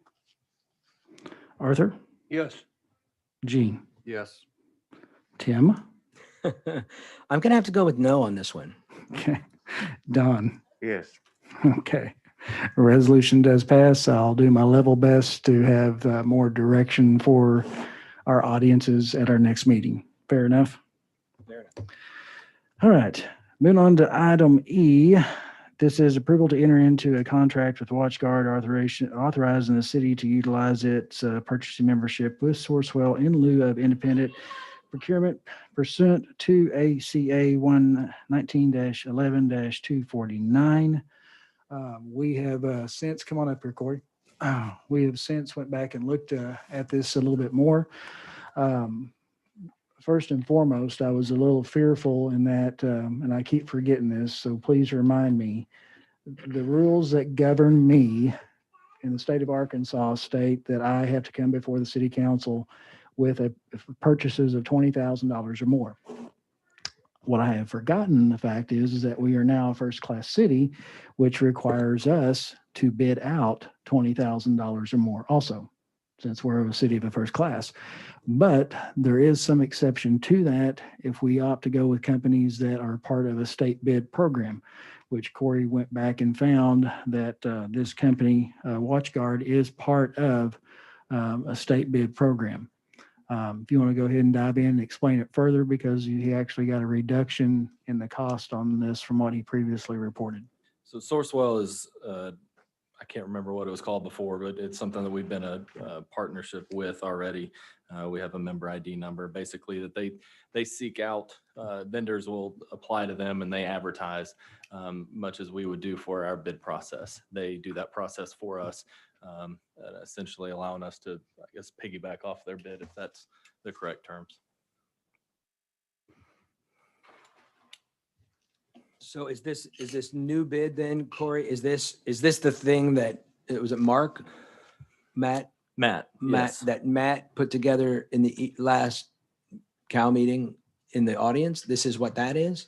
Yes. Okay. This is that. So quote. there's still the 111, there's the 132, and there's the 162? So there's some changes to it, and what, I think it all started off with Tim, your comments about wanting a lesser warranty, a 3-year instead of a 5-year. So that's Right, what's yeah. included here. he Okay. adjusted to a 3-year as part of Right. his warranty plan. Right. And I know that apparently we don't have to go out and bid, but why wouldn't we look at Cop Tracks or Stalker or Motorola or whoever else in the midst of that? Basically, what drew me to WatchGuard is whenever I'd got quotes before and talked to other agencies, there was one particular that when I was asking questions, they were telling me how I would have to set up our system. And we have a server here to where that's where we want to house our videos.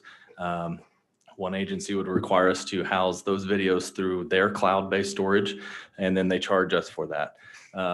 WatchGuard was the only one that, when I talked to Matt, he asked how I, as a police chief, wanted to set up this system. So that drew me to them. Also, just the features, the functionality, majority of the surrounding agencies use this system. So I was able to see it hands-on. I don't hear negative comments about it. So that's what drew me to it. So when you talk to other companies that do this, did they ask you similar questions to what Matt asked about how you want to set it up, or? They asked how we had a current setup. I told them what our plans were, what I would like to see done. A lot of them will send you kind of the base requirements that their system will need. And you have to bring yours to either that standard or figure out a way to make that work. And who did you talk to? Who were those? I know you didn't get bids from them, but who did you chat with? For other camera companies, Elm Springs is one that uses a different one. They use, bear with me, it'll come back to me. Axon is who provides our tasers. We've talked to them. They're one that require us to use their cloud storage, and then we pay to use that cloud storage. But did you talk to Axon, or did you talk to Elm Springs about how they use that? We've talked to Axon. I've talked to Axon. It's escaping me. Elm Springs is on a different camera system. We talked to them. Elm Springs doesn't run that system as a dash camera in their car, so they couldn't tell me how it works, how it functions. Their body cameras were, what works for them, I don't feel will work for us. The camera itself, it has a cord that then runs to a battery. So you've got something else dangling on your chest. With us wearing outer carriers, we have a lot of things on our chest. So it was just something that I didn't like. Functionality wasn't there for me. Doing my research, WatchGuard is one that just came out with a brand new body camera. They're the first ones with a detachable battery. A lot of our guys will come in, they'll do their 12-hour shift. They have everything done and they go home. Having that detachable battery, currently you have to dock your camera here at the office while it uploads, let it charge. If anybody leaves their house to come in, if I call somebody out, if we have a large incident where I need more bodies here than what I have working on the street, before they can come to me on the scene, they have to come by the office to get a camera. Having that spare battery with each camera, they can plug a new battery in while they're driving to us. WatchGuard is also one that has a patent on what they call a feature record after the fact. Basically, that in a nutshell is that the video is always buffering. The dash cam and body camera, anytime it's activated, it's buffering. That video is stored here. And what do you mean by activated? As soon as it's powered on, okay, that video it's always recording. Is that a push of a button or a battery being charged, plugged in? As soon as you turn it on. Okay. Now you're going to have a start stop for your record as a manual button, but it also works off any triggers. So if you activate your lights, your cameras, your dash camera and your body camera will activate.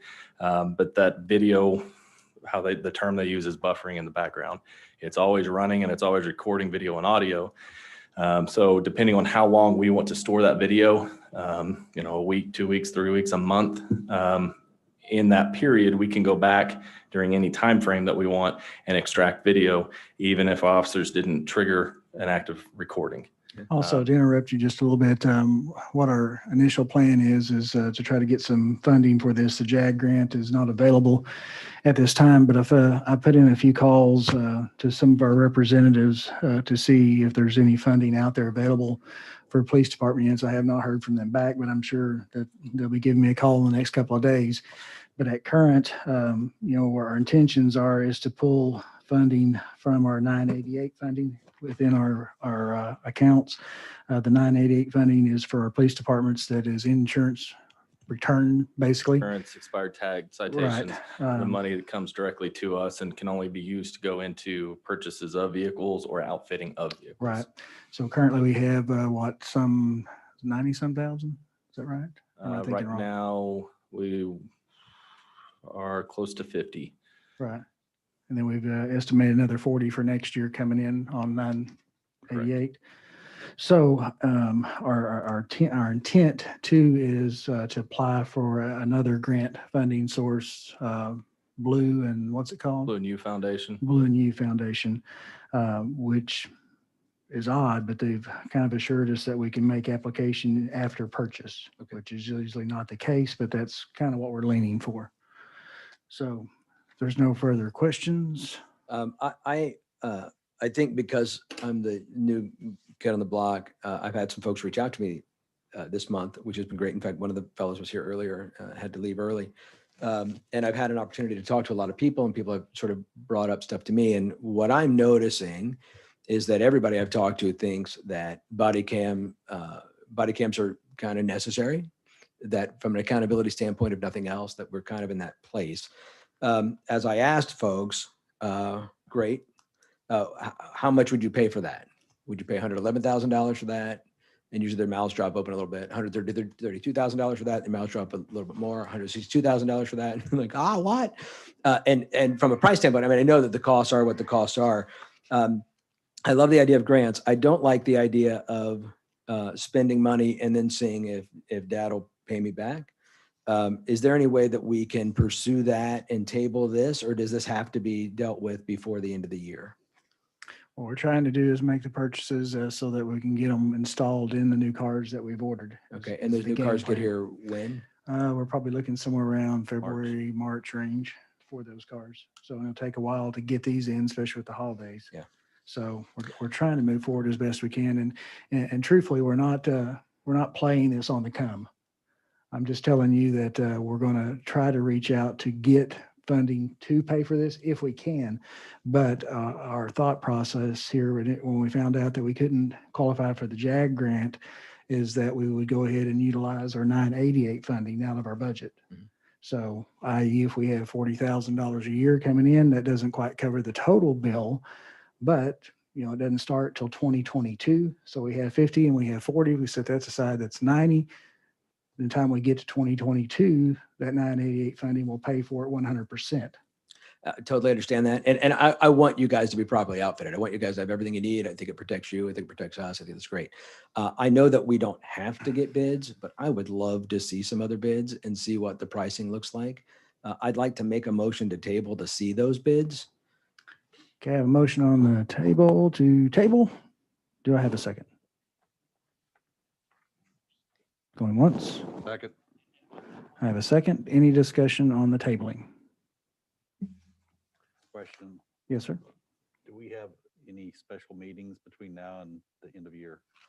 Or we No. can revisit this before end of year? The only ones I know of is your cow and your street meeting. Streets next Tuesday. Is there a parks meeting too? I think they already had it. We had that. Yeah, they're always ahead of us. Would that give us enough time to look at any additional funding? If we did it between now and the Cal meeting, Additional funding as far as grants or grants available or any Quotes. other funding? Yeah, I mean, I can ask or I can make calls again to see if they came up with anything. I suspect with the year end coming, we could probably get some bids pretty fast if we talk to folks. I shouldn't have a problem getting bids. The problem with grants right now is a lot of them aren't open until the next year starts. So there's a lot that aren't available until after January 1. So being able to submit and see if we win it or not, we won't know for some time. Understood. So if we just maybe look at a comparison with another brand, or I've worked with some of the others with you and I know what quality they are. And I feel that this probably is our best choice at this point, but that eliminates any other questions. Was there something else that we should have looked at? Yep. Any more discussion? I have a question, yeah. Yes, sir. If we were to go with this system, which, that's preferred choice by the user, but is a 5-year plan still available? Because that was almost $12,000 a year cheaper than the 3-year plan. It is. Good. That's a good point, Don. Yeah, jump in. I just want maybe some clarity. Formal bidding requires quite an endeavor of advertising and stuff. This was done through a cooperative. Was your motion to get some informal bids? Because that happens all the time. I mean, I call it informal bids when you're checking people's prices. How did we handle the thing with Matt at White's Guard? Was that formal or was that informal? Cooperative. Is that That was through the. But that was before the cooperative, before we knew about the cooperative, right? Correct. That's before I realized that I was fixing to step in it. Right. When I brought that forth, I didn't realize or remember that we needed to put that out for bid. I went back and started researching. Sourcewell is something that we're already a part of as a city.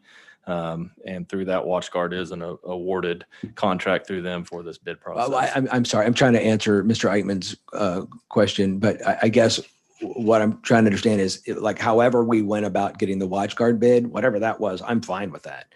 But I mean, the guy came and he presented. I don't necessarily need a presentation, but it'd be nice to have a bid, right? See, have something that we can look at instead of just a discussion that we don't see. So if we could do that in an informal fashion, I I'm may be fine with wrong. that. If you want to correct me, I should be able to call and get quotes. Okay. Now, for us to decide on those quotes, we won't be able to use them. We would have to put that out for the bid process. Or see if, Sourcewell or something like that has already awarded these companies in there. So that's what I can check on. Okay. At the very least, get some quotes from them, but I don't believe we'll be able to act unless we put that out for a bid. That is correct. You'd have to go through, if you're going to act on something that's outside of the cooperative, we'd have to go through formal bidding on it, but you could price check essentially is what it would be. Well, I don't know. I guess what I'm trying to say is, I mean, I know we only have so much money. We're about to vote on our budget, and money isn't endless. And in as much as we can look at the other options out there, if that has to be formal, I'm sorry to go through a lengthy process on that, but I think it's not my money we're spending. All right, any further discussion on the tabling? Good. Larry? Sure, yes. Amber? Yes. Arthur? Yes. Jean? Yes. Tim? Yes. Don? Yes. Moving down, tabled till, I guess the next council meeting? It would be tabled to the next regular meeting, but you could certainly take it up in a special if that's what you wanted to do. Thank you. So how about let's put it on the next council meeting, and I'll try to have Mr. Jennison bring you back some sort of idea of quotes That'd be by great. the cow. Fair enough? Absolutely. Great. Thanks. Moving down, item number 9F. Approval of a resolution adopting the 2021 budget. We have kicked this can for a while, so I'll make a motion to approve. I'm gonna I ble- second that. bless your souls. Do I have to ask for discussion? Okay. Roll call then. Larry, Yes. Amber, Yes. Arthur, Yes. Jean, Yes. Tim, Yes.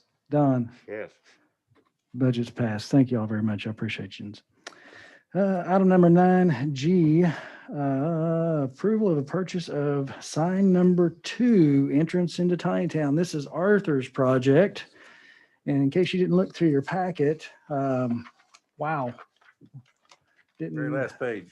Didn't know we had so many people interested in a sign. But it looks like in number 2 sign, which is the same sign that we have here in the park, had a grand total of 684 votes. Sign number 3 had 119. Sign number 1 had 142. So that is the sign that we're opting for unless you guys disagree with them. So I'd like a motion to approve said sign. Make a motion. to approve it. I second it. I took Arthur first because I know it's his baby, and I took Amber second. So any discussion? I think it's awesome Hush, Tim. Anybody else? that the mayor knows when to hush me up. Don, Yes. Tim, Yes. thank you. Jean, Yes. Arthur, Yes. Amber, Yes. Larry. Yes. Congratulations, Arthur. Go buy you a sign, dude. Two of them. Two of them. That's right. Get it in the making. Thank you, Art. Thank you for doing the homework, Arthur. I appreciate you. Next on my list, this is item H. I added this to it. This is from the Arkansas Court of Appeals. Unfortunately, I have to notify you guys that we lost our appeal. For those of you new on the council, this lawsuit started really back in 2014, I believe. And then we pursued it further with a lawsuit against, the city of Springdale First Security Bank and Hillcrest Holdings, which we lost that lawsuit, and we appealed said lawsuit to the Arkansas Court of Appeals, and they have come back with their response that I've given to you. Council, what I'm not going to have you vote to do anything at this time. I just want to present this to you to read. And then I don't know the exact timing of everything, but you'll have to give me a response as to what you want to do next with this case. Mr. Eichmann. There's a 30, this is not my case. It's Robert Rhodes is your attorney, but 30 days from the entry of the order is typically the appeal period. So that was November 16, is that right? 18. Yeah, so you'd have 30 days from November 18th. Which, anybody got a calendar? What is the third? Would be So starting on November, there's 30 So actually, days. we're going to have to hold a special session. Renee, if you can remind me to put this up for the 15th Cal meeting, because that will be the 15th.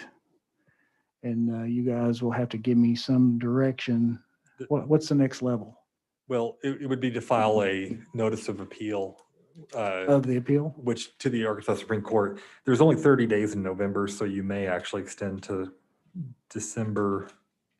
And that, December 19th is a Saturday, so the appeal date might be the 21st. I can count real fast. Is there any reason to not deal with that tonight, Mayor? I really want you guys to take time to look at it, and here's why. I don't want to get real long-winded about this deal. You guys have spent over $300,000 on this already. I will not say it's been to no avail, because Springdale hasn't encroached upon us any more than they already have as of current. Not to say that this lawsuit has kept them from doing so, but I just want you guys to look it over. If you have any questions, by all means, call me, call Mr. Eichmann. If you want to talk about it at all as far as what happened, what transpired, or the whole sequence of events, I would prefer that you call Mr. Eichmann because he would have better detail than I would on this. But it's a decision that you guys need to make of whether or not you want to pursue this further or let it die. December 18th is your date. I just counted. So we'll have to have a special meeting on the 15th for you to decide. Before Fair enough. before the regular Cal meeting, Yes, same date. same date. Okay. And Mr. Eichmann, you can answer those questions if we call you. I can't. I've read the pleadings. I kind of know what's going on in the case. I just was not the attorney. I have a conflict. I've represented Springdale many times in the past, so that was not a case that I handled for y'all. Okay. All right, moving on down. Comments from Alderman. Tim. I think it's fantastic, the idea to put the voting up on Facebook. And Arthur, thank you so much for working on the signage. Actually, it wasn't on Facebook. It wasn't?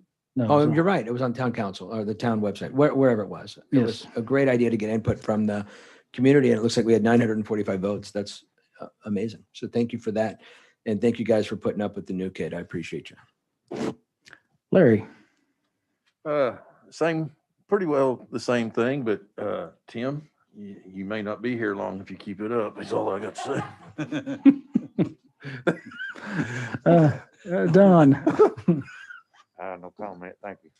Amber. No comments. Gene. Only one I've got is on December 8th is our street department's meeting. And I really would like to see a lot of turnout for that to get as much input as possible. If you would like to have a input for that, please come by, email us something, get in touch with one of our councilmen. Larry is on that committee, Tim is on that committee, and I am on that committee. And we would like as much input as possible. Thank you. Yes, ma'am, 6 p.m. Arthur. I think Amber. Amber. Well, we did have a park meeting, and so Ms. Penzo came out and gave us some great ideas that they had originally. We just more possibly some trees. We're gonna help me remember some things because I didn't bring my notes, but wanting to decorate the pavilion out there. The gazebo. Mhm. Make it a little more conducive towards Yes, like and weddings or seasonally. graduations for photography purposes, whatnot. Yep, and wanting to decorate that seasonally. And, Lighting. mhm, and just more landscaping in general. So we're just gonna get some quotes and some thoughts, and she's given me a huge binder full of information. So from previously. So anyway, that was what our meeting was about. Excellent. Arthur, Well, probably ought to keep my mouth shut. I wish you wouldn't. Go ahead. I probably said enough already. I'm good. Are you sure? Yeah. You're positive? Okay. All right, my turn. First of all, I want to wish everybody a Merry Christmas. It's coming up since it's our last council meeting of the year.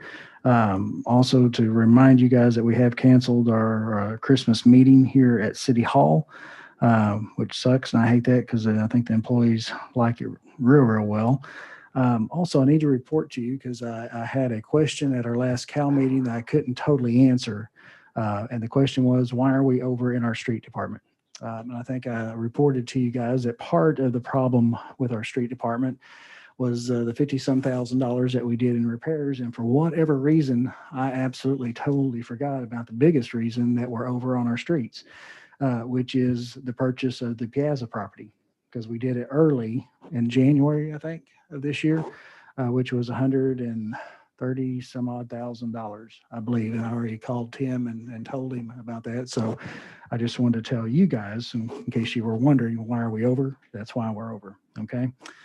Also, I need to report to you that we got our latest tax deal from the state. And for the first month of this year with COVID crisis, we're actually down on our taxes. I hope it doesn't continue, and I hope it's not a sign of future events, but we're off about 5%, I believe it was what Pat told me.